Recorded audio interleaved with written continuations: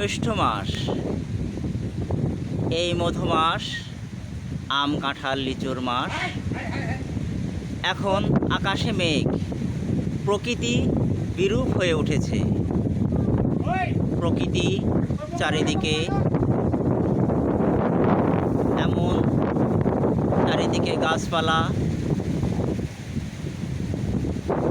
প্রকৃতি এত বিরূপ হয়ে উঠেছে যেন চারিদিকে নাচছে সব কিছুই। এত সুন্দর প্রকৃতি, আকাশে মেঘ,